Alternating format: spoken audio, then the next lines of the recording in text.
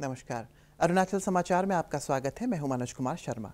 आइए बुलेटिन में सबसे पहले देखते हैं मुख्य समाचार।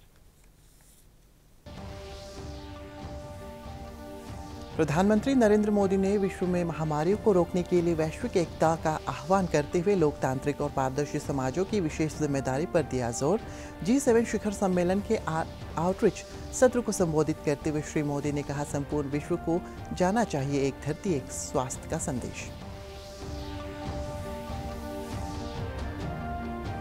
देश में शनिवार को कोरोना के 80,834 नए मामले आए सामने और 1,32,000 रोगी हुए स्वस्थ। अरुणाचल प्रदेश में पिछले 24 घंटे में कोविड संक्रमण के 298 नए मामले और 380 रोगी हुए स्वस्थ। देश के टॉप 10 एस्पिरेशनल डिस्ट्रिक्ट्स को लेकर UNDP की ओर से जारी रिपोर्ट में अरुणाचल प्रदेश के नामसाई जिले को मिली 8वीं रैंक। UNDP की रिपोर्ट में नामसाई के हमारा विद्यालय कार्यक्रम की भी की गई सराहना। मुख्यमंत्री पेमा खांडू ने इस उपलब्धि की खुशी जताते हुए उप मुख्यमंत्री चाउना मैन के नेतृत्व में नामसाई टीम को दी बधाई। प्रधानमंत्री नरेंद्र मोदी ने विश्व में महामारियों को रोकने के लिए वैश्विक एकता, नेतृत्व और एकजुटता का आह्वान करते हुए लोकतांत्रिक और पारदर्शी समाजों की विशेष जिम्मेदारी पर जोर दिया है। G7 शिखर सम्मेलन के आउटरीच सत्र को वर्चुअल माध्यम से संबोधित करते हुए श्री मोदी ने कहा है कि इस सम्मेलन से संपूर्ण विश्व को एक धरती एक स्वास्थ्य का संदेश जाना चाहिए। उन्होंने महामारी से लड़ने में भारत के संपूर्ण समाज के दृष्टिकोण का उल्लेख किया, जिसमें सरकार, उद्योग और समाज के हर एक स्तर पर समन्वित प्रयास किए। प्रधानमंत्री ने कोरोना संक्रमितों के संपर्कों का पता लगाने और टीकाकरण प्रबंधन में भारत में डिजिटल माध्यमों के सफल उपयोग की चर्चा की। उन्होंने कहा है कि भारत अन्य विकासशील देशों के साथ अपने अनुभव और विशेषज्ञता साझा करने को तैयार है।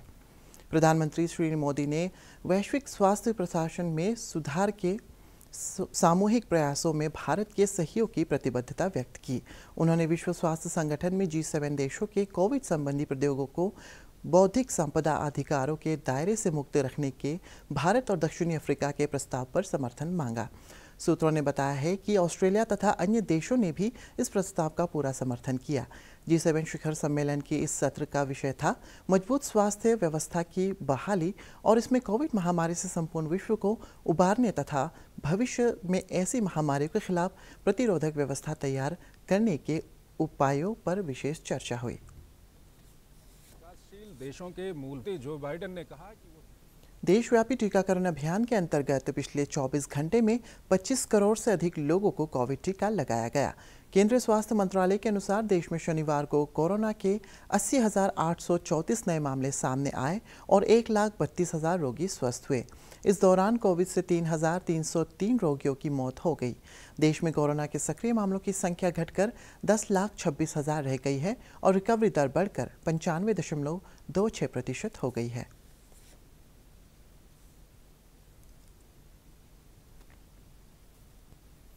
अरुणाचल प्रदेश में पिछले 24 घंटे में कोविड संक्रमण के 298 नए मामले सामने आए और 380 रोगी स्वस्थ हुए।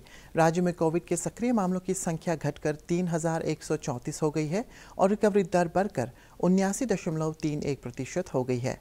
शनिवार को कोविड से 5 रोगियों की मौत होने से राज्य में इस महामारी से मरने वालों की संख्या बढ़कर 143 हो गई है।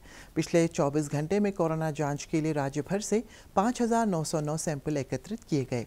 प्रदेश में दर्ज किए गए नए मामलों में सबसे अधिक ईटानगर राजधानी क्षेत्र से 55, अपर सुबनसिरी से 39, वेस्ट कामेंग से 29, पापुमपारे से 27, नामसाई से 26, लोहित से 25, चांगलांग से 24, ईस्ट सियांग से 20 और लोअर सुबनसिरी से 10 मामले शामिल हैं।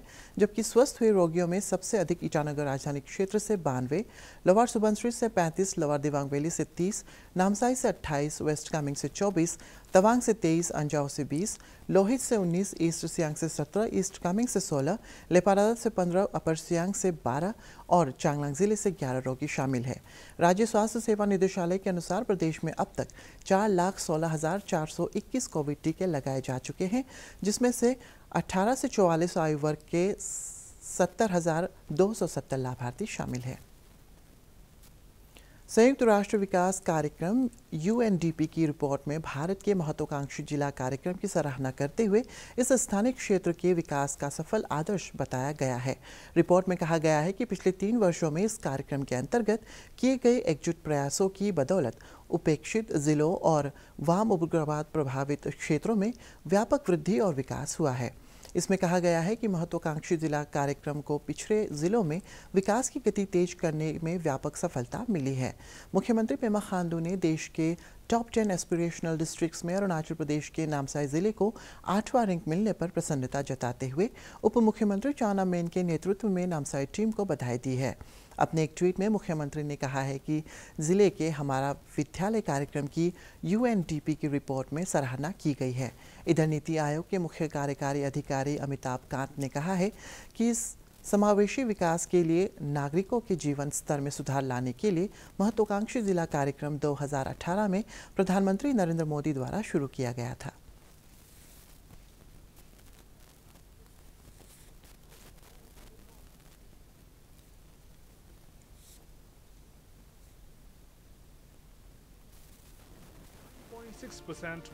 Of how to bring local governments on board in order to improve lives of people and make the SDG meaningful in their daily life. One of our key findings in the ADP appraisal is that convergence, collaboration, and competition, the 3 C's framework, is very instrumental in successful implementation of the program. We were putting this data out in public domain so that everybody was competing with each other. And if you measure performance, then you are able to give better results. That was number 1. Number 2, we had very clear indicators and data points so that you focus on these 49 indicators and 81 data points and saturate them, complete them fully. And therefore, clear priority of what needs to be done to improve education, health, etc. Thirdly, I think huge focus to converge different schemes of the government. Put all schemes of the government together at the field level so that there is delivery. And fourthly, try and motivate everyone to deliver, the field officers, the district collectors, and this started from the Prime Minister Modi, Mr. Narendra Modi himself, who motivated and inspired all the district collectors to outperform themselves. And therefore, what you're seeing is the result of basically very good collaboration, extremely good convergence of all government schemes, and competition which has led to every district outperforming and transforming. Covid महामारी के दौरान राज्य के लोगों को digital माध्यम से विभिन्न बीमारियों पर परामर्श देने के लिए तोमो रिबा स्वास्थ्य एवं चिकित्सा विज्ञान संस्थान ट्रिम्स नाहरलगुन द्वारा शुरू किए गए ई-संजीवनी OPD सेवा के 50 दिन पूरे हो गए हैं। मुख्यमंत्री पेमा खांडू ने अपने एक ट्वीट में इस महामारी के दौरान जरूरतमंद लोगों को स्वास्थ्य परामर्श देने के लिए ई-संजीवनी OPD सेवा की सराहना करते हुए जनहित में डिजिटल चिकित्सा सेवाओं को मजबूत बनाने पर जोर दिया। ईस्ट सियांग जिले के डेडिकेटेड कोविड अस्पताल पासीघाट में ईस्टर्न अरुणाचल प्रदेश के गंभीर कोविड रोगियों का इलाज हो रहा है। डेडिकेटेड कोविड अस्पताल पासीघाट के medical superintendent doctor D Raina ने बताया कि कई मरीज स्थिति बहुत गंभीर होने के बाद अस्पताल में भर्ती हो रहे हैं, जिससे उनके इलाज में मुश्किलें आ रही है। इस अस्पताल से स्वस्थ होने के बाद चांगलांग जिले के कोविड रोगी वन्ना बिखू और ईस्ट सियांग जिले के अजय रातन ने लोगों से लापरवाही न बरतने और कोविड उचित व्यवहार का पालन करने की अपील की है। यहाँ ईस्टर्न पार्ट का जितना है डिस्ट्रिक्ट का जो भी सीरियस केस जिसको सांस लेने में तकलीफ होता है या उसको लूज मोशन होता है या कुछ बुखार ज़्यादा ही हो जाता है, तो सीरियस केसेस को यहाँ में DCH में रेफ़र किया जाता है। सारे डिस्ट्रिक्ट से, चाहे आलोंग से हो, यिंगकियोंग से हो, नामसाई से हो, लोहित डिस्ट्रिक्ट से हो, लोंगडिंग गिराप से हो, तो हम उसको यहाँ में एडमिट करके देखभाल करते हैं। तो ऐसे अभी तक तो हम लोग का यहाँ में मोर देन 64-65 एडमिशन हो चुका है। इसमें से अनफॉर्चुनेटली हम लोग का 16-17 को जैसा एक्सपायर हुआ है, क्योंकि उन लोग को बहुत लेट में भेजा गया है, बहुत सीरियस कंडीशन में भेजा गया है, तो बचाने नहीं सका। हमारा ये पब्लिक को यही कहना है, ये जो सेकेंड वेव आया है, जो कोविड जो ये चल रहा है, ये बहुत ही खतरनाक, बहुत ही सीरियस किस्म का वायरस है। लोगों का कहना है कि B1617 का है, ये वीरुलेंट, बहुत वायरस वीरुलेंट है। ये डायरेक्टली लंग्स में इफेक्ट करता है। लंग्स के इफेक्ट करने के वजह से पेशेंट को सांस लेने में बहुत ही तकलीफ होता है। तो इससे पब्लिक को बच के रहना है। बचने के लिए तरीका यही है, आप कोविड एप्रोप्रिएट बिहेवियर को मान के चलिए। आपको टेस्ट किया? कहाँ में टेस्ट किया? चांगला में टेस्ट किया? जौहरमपुर में टेस्ट किया। जौहरमपुर में टेस्ट किया, तो पॉजिटिव पकड़ा। तो पकड़ने के बाद आप वहाँ में घर में था क्या? नहीं, हॉस्पिटल में था? घर में था। तो घर में रहते दौरान क्या हुआ आपको? हमको वहाँ में दवा दिया था। हाँ, थोड़ा कुछ नहीं हुआ। जौहरमपुर से दवाई दिया था। तो होता क्या था आपको? क्या एग्जैक्टली? सांस लेने में तकलीफ था और कमर दर्द था। बुखार था? बुखार पूरा सर दर्द, बुखार, बदन दर्द ऐसा होता था? अच्छा, उसका लूज मोशन ऐसा तो नहीं था? लूज मोशन भी था। दवाई हाँ कुछ यहाँ से मिला है। कुछ मिला? हाँ कुछ EMI खरीदा है बाहर से। अच्छा, खरीदा है जी। कितना पैसा खरीदा है? एग्जैक्टली वो तो याद नहीं है, लेकिन कम खरीदा है ना जी। जो यहाँ में नहीं है उसको खरीदा जी, है। जो यहाँ में नहीं उसको खरीदा। अच्छा, पब्लिक को ये मैसेज देना चाहता है कि कोरोना वायरस को ऐसे लाइटली नहीं लेना है। एग्जैक्टली, हम भी लाइटली लिया था पहले। कुछ नहीं, ये छोटा मोटा खांसी है बोल के, तो ऐसा बीमारों के यहाँ में हमको DCS में एडमिशन लेना पड़ा, एडमिट करना पड़ा। वही ये पब्लिक थोड़ा अवेयरनेस होना है, SOP मेंटेन करना है। SOP मेंटेन करना। पर्यावरण संरक्षण के लिए केंद्रीय गृह मंत्रालय द्वारा चलाए जा रहे अखिल भारतीय वृक्षारोपण अभियान के तहत राष्ट्रीय आपदा मोचन बल NDRF की 12वीं बटालियन अरुणाचल प्रदेश सरकार के साथ मिलकर मिशन 1 लाख पौधारोपण अभियान चला रही है।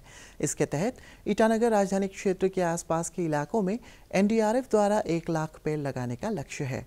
होलोंगी स्थित NDRF के कैंप के जवान पौधारोपण अभियान के तहत जामुन, अमरूद, कटहल, संतरा, स्टार फ्रूट, आंवला, बेल, जलपाई, इमली, देवदार, अजार, बाकुल सहित कई उपयोगी पेड़ लगा रहे हैं।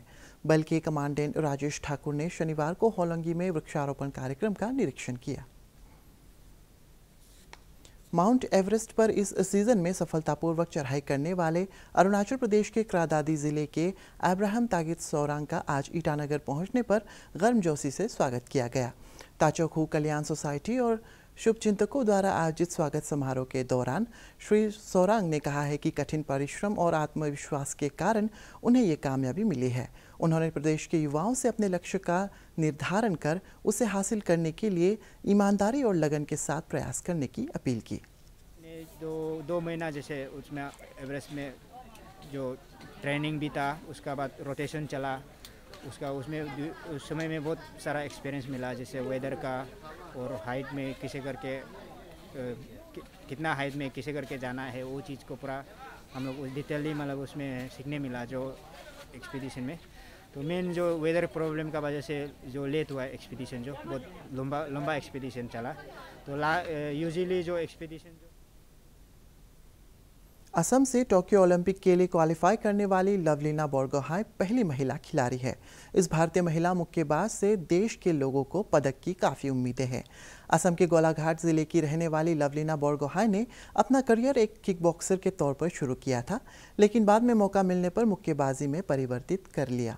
पेश है ये रिपोर्ट। इंसान बनकर पैदा होती तो जरूर 2 अक्टूबर 1997 को गोलाघाट असम के गांव बारो मुखिया में टिकेन और ममोनी के घर पैदा होती। घर घर में तो हम 3 लड़की थी। सब लोग ऐसे बोलते थे कि लड़की कुछ नहीं कर सकते। बचपन से मतलब मम्मी ऐसे सिखाते थे कि हमें मतलब बड़े होके कुछ करना होगा। संडे के दिन पापा पेपर में मिठाई पैकिंग करके लाया था। पेपर में मोहम्मद अली के बारे में थोड़ा सा लिखा था, तो पापा ने पहली बार मोहम्मद अली के बारे में वो स्टोरी बताया था। तभी पहली बार मतलब बॉक्सिंग के बारे में जानी थी। जल्द ही स्पोर्ट्स अथॉरिटी ऑफ इंडिया ने 9वीं कक्षा में ही लवलीना की दक्षता का अंदाजा लगाकर उसे परंपरागत करने का बीड़ा उठाया। हमारे उधर में मार्शल आर्ट का मैं ही थी, तो मुझे देखा सर ने और मुझे गुवाहाटी के लिए सिलेक्ट किया, साई के लिए। लवलीना के अंदर अरुणाचल समाचार के आज के अंक में इतना ही। जाने से पहले आप सभी से अनुरोध है कि कोविड-19 के दिशा निर्देशों का पालन करें, हमेशा मास्क लगाएं, बार बार हाथ धोएं और सोशल डिस्टेंसिंग के नियमों को मानें।